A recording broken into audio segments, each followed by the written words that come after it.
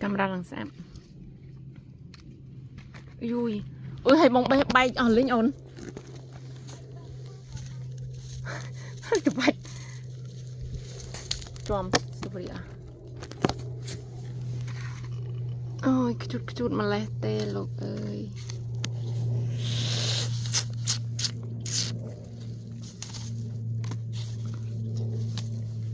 ôn nè ôn complete cái thằng cái lỗ giật bé rồi đây mà cái lỗ mán đi flick xua kì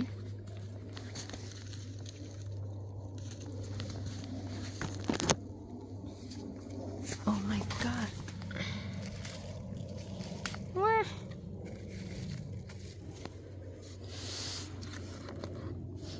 Ui lùi đậm mọt môi mình đan rồi hỏi à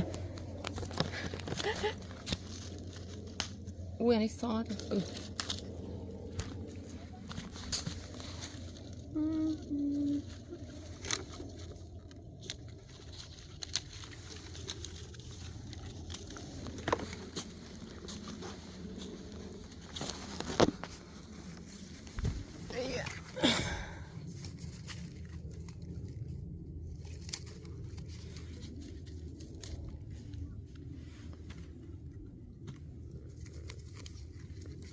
nó vô bỏ bà ná mình vô bỏ bà thông mình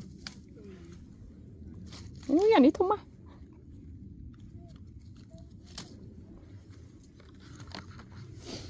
ôn bây giờ mau bị bật bay hồn kê mà thông thông á chứ ấy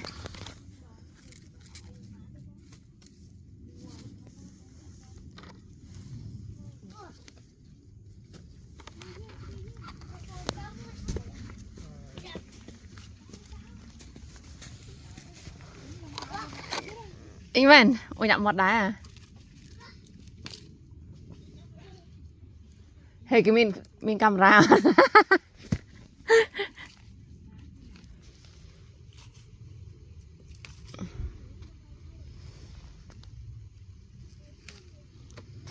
Chui mà lâu rồi đăng. Ui.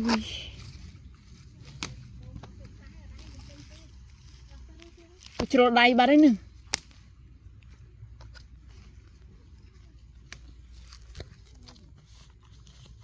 Trông mặt môi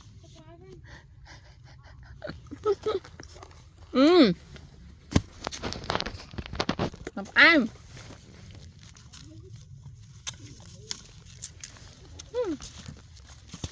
xem này ở đây